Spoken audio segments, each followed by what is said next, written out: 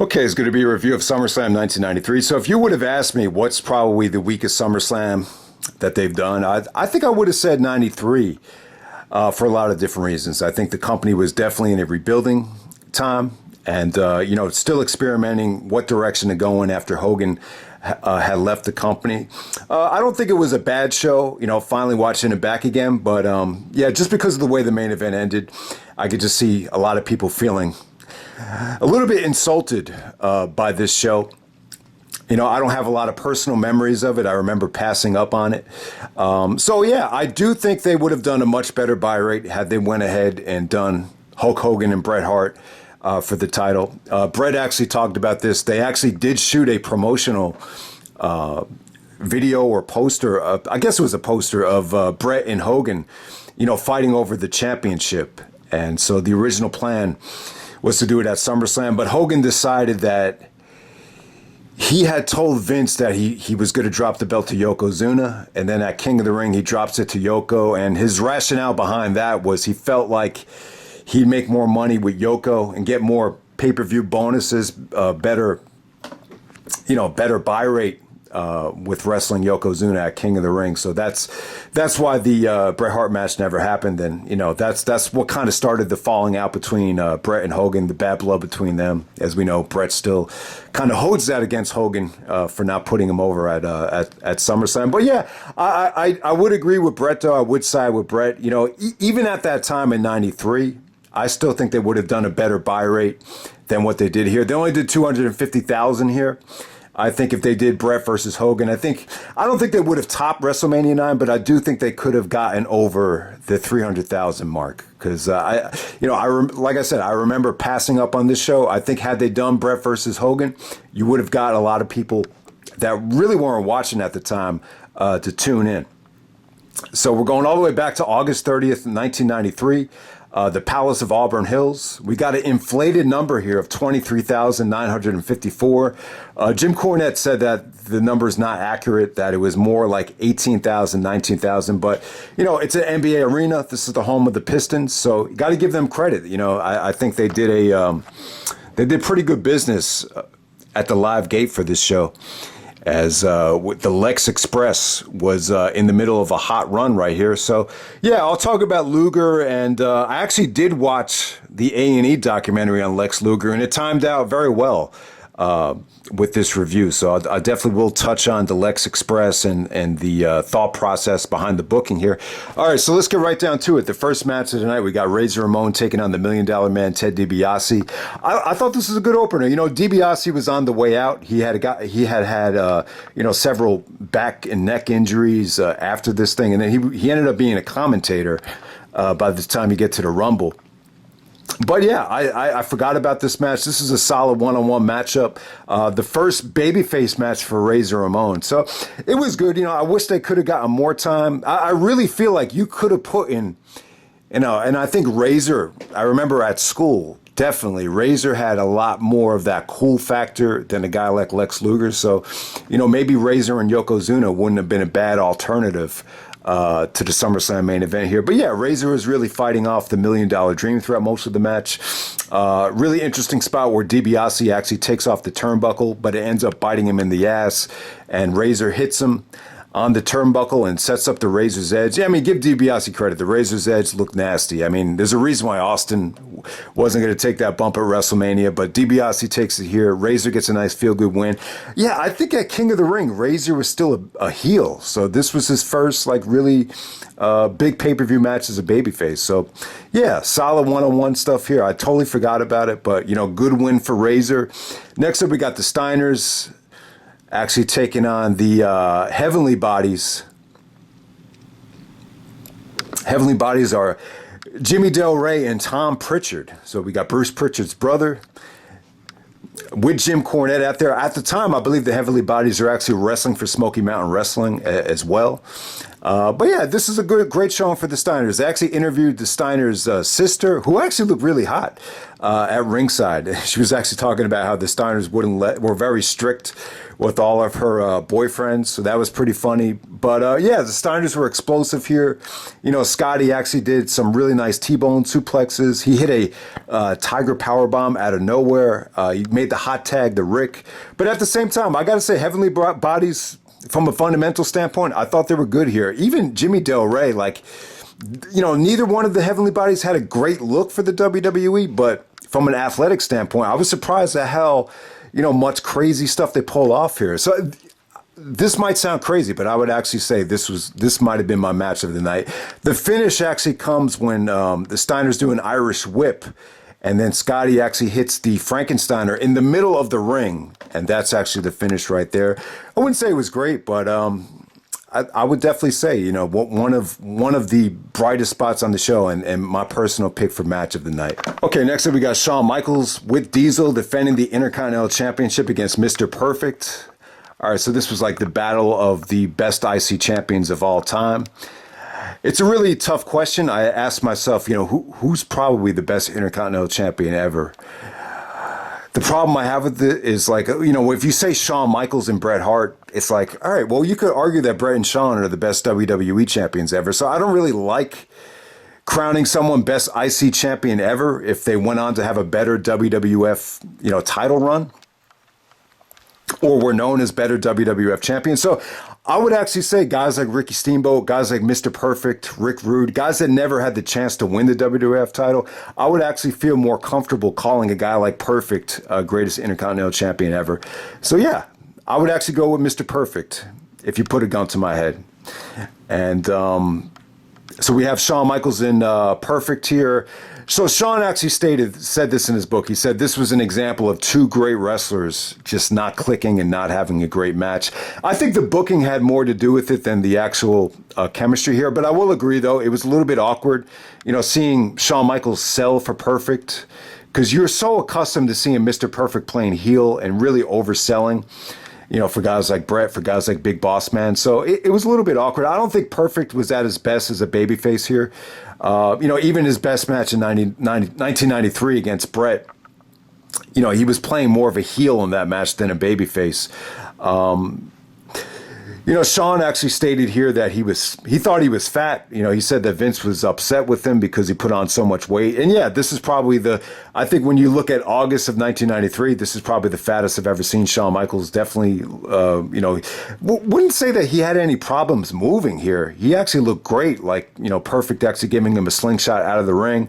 You know, Shawn did oversell here, and it did look pretty good. But I just think the styles are just too similar here. They were just too similar. I think Perfect and Shawn would have worked a lot better if Michaels was playing the babyface. If you had 95 Shawn Michaels and you put 1991 Mr. Perfect instead of Jeff Jarrett in that 1995 In Your House, I think they would have had an awesome match. But I just think that the roles probably should have been reversed here, and it would have been a much better match.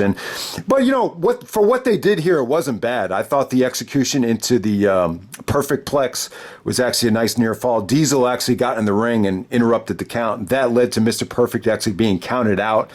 And yeah, the finish just kind of left you wanting more. It definitely felt a little bit flat. I think the rationale behind the finish here was they wanted to give the fans like a taste of what it was like if a heel actually won by count out, to kind of, you know, make the main event feel a little bit more acceptable with the babyface actually winning by countout, if that makes any sense. So yeah, I would actually disagree with Michaels here. I wouldn't say the match was, you know, two great wrestlers just not having a great match. I just feel it just felt a little bit incomplete. I'm not sure if he was talking about other matches he had with Perfect. And I will agree, though, like for Shawn Michaels standards, it just, you know, him and Perfect just didn't click up to expectations. All right, next up we have Erwin R. Scheister, the IRS, taking on the 1-2-3 Kid. Really, really good stuff here, man. You know, Sean Waltman at the time, he really had this gimmick.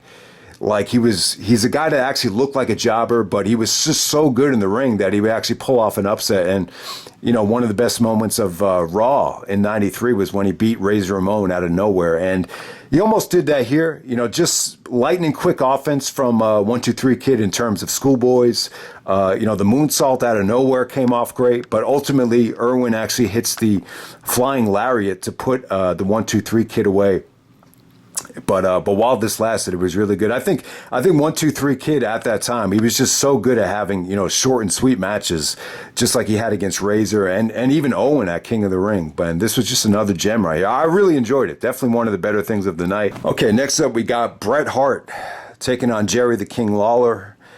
All right, so Jerry actually comes out faking a broken leg. Basically says that the people in Detroit don't know how to make cars, and he ended up getting into a car accident. So he's actually faking an injury. So he actually brings out a member of his kingdom, which is Doink the Clown. So you almost forget about this. I every time I think of SummerSlam '93, I always think, oh yeah, Bret and Jerry didn't really wrestle. It was just some match against Doink the Clown. Wasn't a big fan of this. I thought you could have done this whole thing on Raw with Doink and then set up the Jerry Lawler match at SummerSlam. And I thought Bret and Jerry should have emptied the tank. I believe this was actually voted a feud of the year in Pro Wrestling Illustrated. I believe Jerry Lawler actually won Most Hated Wrestler of the Year. So the feud definitely had some juice to it. It's just the payoff here at SummerSlam was very underwhelming. And so Bret and Doink had a pretty long match. They almost wrestled about 10 minutes. Bret actually his offense looked great on Doink. He actually put him in the sharpshooter. By the time the sharpshooter came around, Jerry actually attacked Bret with the crutches, and there was actually a disqualification. Then President Jack Tunney comes out and says that if Jerry doesn't wrestle Bret, he would no longer wrestle in the WWF and would be fired and would never get the chance to wrestle again. So Jerry actually does wrestle Bret here. Bret actually wins with the sharpshooter. After hitting him with the pile driver and the elbow drop off the top turnbuckle, so Bret actually puts Jerry in the sharpshooter and doesn't let go of it. Kind of shades of WrestleMania 13 here, but it's totally the opposite here. The fans are really into Bret as he doesn't relinquish the sharpshooter. So eventually the referee, who's actually Bill Alfonso, he actually reverses the decision and Jerry actually wins by disqualification. That's the official call. So yeah, I don't remember when the blow-off match was to Jerry and Bret Hart. From my memory, I think they dragged this on all the way to the Kiss My Foot match at King of the Ring 1995. So, yeah, I just think the booking here was a little bit underwhelming. I think for SummerSlam, you got to empty the tank, and Jerry and Bret should have just been one-on-one for, maybe 10 to 15 minutes. Maybe some more back and forth. Jerry and Bret are known to be the two safest wrestlers of all time. So I really think they could have had a great match because, the feud definitely did have potential because it was over King of the Ring, who's going to be the undisputed king of the World Wrestling Federation. So I definitely think the feud had some juice to it here. But the execution of, the booking here, I just thought it fell flat. You definitely could have done the Doink the Clown stuff on Raw, and then, Jerry and Bret could have easily emptied the tank here and actually had, one of the best matches of, Jerry Lawler's career. And this is kind of like, I know Bret has a great catalog of SummerSlam matches, but this is kind of like one of the, hits to that SummerSlam streak here. It really kind of, I guess this match and the match against Kane, Isaac Yankem at SummerSlam 95 are, two of the, probably the two most underwhelming Bret matches at SummerSlam. Because, Bret has had such, he's got such a legacy at SummerSlam. Bret Hart mixtape at SummerSlam. That's definitely something we can do down the road. All right, next up you had Ludvig Bordega taking on Marty Jannetty. Marty had a good year in '93. He wrestled Shawn several times. It was even crowned Match of the Year. I believe one of the Raw matches they had, maybe the one from July actually, was crowned Raw, not just Raw Match of the Year, but Match of the Year for Pro Wrestling Illustrated. So Marty got a little bit offense in here, but Ludvig Borga, just another one of these guys playing an anti-American gimmick, tried to make him look like a monster. He didn't look bad. Some of the fans actually did buy into him. Marty got very, very little offense in, and Borga actually wins by submission.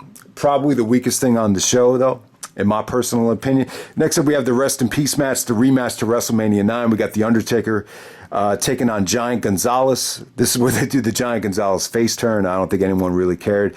I really couldn't get into this thing. You know, the difference between this and the WrestleMania 9 match, this had a more defined finish. Paul Bearer actually comes out halfway through the match with like a black reef.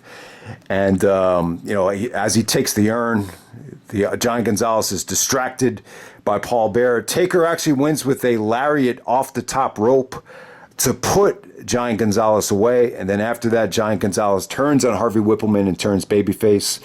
But who really cares, right? Next up, we got the Smoking Guns and Tatanka taking on Bam Bam Bigelow and the Headshrinkers of Fatu and Samu. 6-man tag match right here. It wasn't bad. You definitely had some good elements here. You know, Vince was all over the referees on commentary here. Vince and Bobby the Brain Heenan were on commentary for this show. But, you know, Vince was really critical of the refs for all the double teaming on Tatanka. And, you know, there was even a triple headbutt from all three guys at the same time. Then they went up for the triple flying headbutt, Bam Bam Bigelow and the Headshrinkers, and they missed. And then ultimately Tatanka actually gets a schoolboy victory. I got to say, Tatanka looked good, though, man. I know he had a goofy gimmick, but he really brought a lot of life to the show. I thought Bam Bam looked good out there. You know, Smoking Guns were kind of just there. But this was solid stuff. If this had better placement, this would have gotten a much better reaction. You know, the fans were really only hot for the finishing stretch after some of those headbutt shots. But for the most part, I wouldn't say the match was bad. And then the main event, we got Yokozuna defending the WWF Championship against Lex Luger. Okay, so I gotta say, man, the Lex Luger documentary was really, really well done. You know, he's definitely more of a WCW guy, I would say. You know, I think the narcissist gimmick, if I had to pick one, I think the narcissist gimmick was the better gimmick rather than this, you know, American hero thing.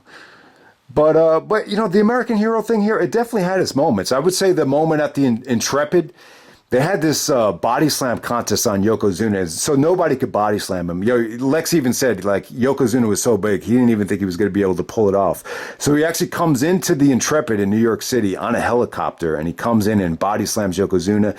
So yeah, the babyface turn started off really well. They got him this bus called the Lex Express, and he would just go around the country just signing autographs, doing these meet and greets with kids. But, you know, the problem was Bruce Pritchard even said, you know, is this going to be the guy? How is he going to be the guy? But I'll tell you what, though, man, imagine putting Brock Lesnar or anybody in this spot and, you know, having them go around trying to putting on a smile. I think Bruce Pritchard even said, smile, Lex, smile, Lex. And, yeah, so anybody would have had a tough time in this role, looking back on it. But, you know, the general consensus here was that Luger just wasn't connecting with the fans. He really just didn't have the personality for it. A lot of people could just see through it. It was just very phony. But I think it was worth a try, though. It really probably was at that particular time. I think the mistake that they made here was just with the ending. So you definitely, I think Vince really wanted, I think there was a couple problems here. I think Vince really wanted to build up that unstoppable heel. It's kind of like Yoko was supposed to be the next Andre, Lex was supposed to be the next Hogan, and he didn't really know like what he wanted more. I guess ultimately he went with Yoko, and I just think a lot of it was a test. Like, let's test this Lex Luger out, this guy from WCW. Obviously, Vince had a hard-on for his physique because he was this, you know, football player, bodybuilder. He looked like a statue. But I think Vince was like, all right, let's see if he could pull off all these, you know, autograph appearances, and let's see if he could, you know, really connect with the fans. And we'll do this finish here, and we'll see if the fans really want it. So I still think at the time he was still testing the waters. Lex even said that Vince had never promised him the championship. So a lot of people just kind of assumed like that, you know, Lex was supposed to win the belt here. But you got to keep in mind, though, Yokozuna was only champion for, you know, almost 2 months at this point. Because you got to remember, at WrestleMania 9, you know, Hogan took the moment away from him. And I think Hogan beating Yoko in 30 seconds still kind of hurt this whole experiment here. It's kind of like, I think that was still kind of in the back of everybody's minds. And that's one of the things that hurts 93. Like when you look at these big shows like WrestleMania and SummerSlam, they just felt so phony. They just felt so insulting that it was just like, it was just such a turnoff at the time, more than anything. So, positives. So some of the positives here, I thought Lex actually looked good.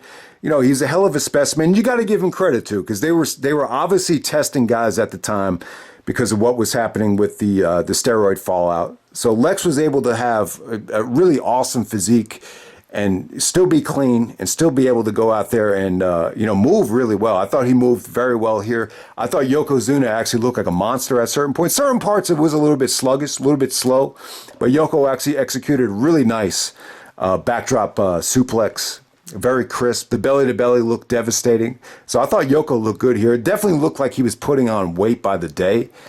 I wouldn't say this was quite Yoko's prime. I think a lot of the reasoning behind the push was he was actually in good shape around the time he won the Rumble. But at this particular time, you could definitely tell this guy was going to have a tough time keeping off this weight. And I will say this, though. Like, Lex is, god damn, the body slam to Yoko, it looks a lot more impressive than Hogan, body slamming Andre. I think a lot of it had to just do with Yoko. He's just so heavy, man. Like, his ass just looks so fat. It just doesn't look even possible. It's almost like, so he actually throws him into the turnbuckle, and then Lex kind of uses his momentum to get him up for the body slam. And ultimately, it looks like Yoko has to do a lot more work than Lex just to get him up. But, it was a team effort, and they got it done. And the booking here was like, instead of Lex just trying to pin Yoko, he just gives him, it looks like he's going for a football like shoulder block. He gets in the 3-point stance and it looks like he's going to shoulder block him. And then he just clotheslines him out of the ring. Doesn't even try to get him back in the ring and just settles for the count out finish. It's almost like they just thought, Lex should just be happy, beating Yokozuna. I think the problem with this is either you do this if it was a non-title match or you do something like this when Yokozuna is well established. Yoko had just not been champion for that long yet, so it just didn't have the effect that I think they wanted it to have, at least not at that time. So Cornette's gripe was that, Lex would have been over huge, had he won the belt here. The problem is, they didn't want Yokozuna to lose the belt anytime soon. So a lot of it just has to do with timing. Like if this had just timed out a little bit better, maybe if this hit at a time where Vince had totally given up on Yokozuna, maybe it would have came off a little bit better. But yeah. And the way this ended, man, Kevin Nash and Sean Waltman had some great lines. So after Lex actually wins by countout, they had Randy Savage even say the next WWF champion before the entrance here. So when Lex actually does win, they have the Steiners, they got Macho Man. You name it. Even Tatanka, they hoist Lex Luger over Macho Man and the Steiners' shoulders, and he's celebrating. And then the balloons come out. There was balloons everywhere. So that really kind of, when you do a finish like that, you could really hide the fans from crapping on it. And it actually came off pretty good. It's not like the fans were crapping on it, but it's kind of like, man, where do you go from here? It's like, Kobe had this saying where if you finish, runner-up is, if you lose in the NBA Finals. It's like second place just means you're the first loser.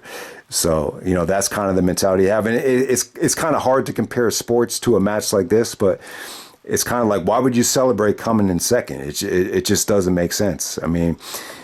You got to celebrate when you win the championship. Look at the Bengals too. Like, look at the Super Bowl from this past year. The Rams actually beat the Bengals. Like, you almost forget that the Cincinnati Bengals even made the Super Bowl. So it kind of proves my point where if you don't win the championship, nobody's going to care. And when you celebrate like you just, conquered the world, and you really didn't. And Kevin Nash had a great line. He said, it's like we got to the moon, but we're not going to land. And X-Pac is even like, man, all these balloons coming down. It's like, what? It's like, so I don't know. I don't know if this was the right way to go. I think I had a tough time even, coming up of a resolution for a match like this. But if you were going to do the count out finish, you have to have the heels beat him down. You had to have Cornette and Fuji just beat Luger down, or, you know, shove the belt in his face, do some type of beatdown after the countout. But, you know, if you do a countout like this, it's like, where do you go from there? I don't know. I don't know what the only alternative to this would have been to just do a DQ, I guess. I don't know. I don't know what you would have done, but, you know, doing a countout here, it just was tough to pull off. You know, it really was. I mean, how do you do a countout? And you just can't do the celebration. You can't do that over the top celebration. It just came off corny. It came off forced. The Americana thing, you know, with Lex Luger actually representing America, it did make sense because you got to remember Yokozuna, even though he was Samoan, he was representing Japan. So I'm not going to say that the Americana thing, you know, was a bad way to go because, you know, we're still not that far removed from World War II.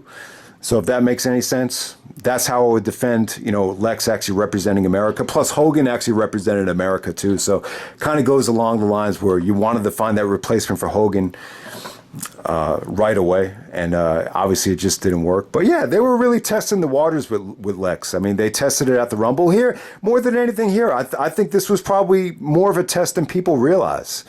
But yeah. A lot of people just didn't think Lex was able to be the guy, but I'll give him credit though, man. But you know, he was really more of a WCW guy.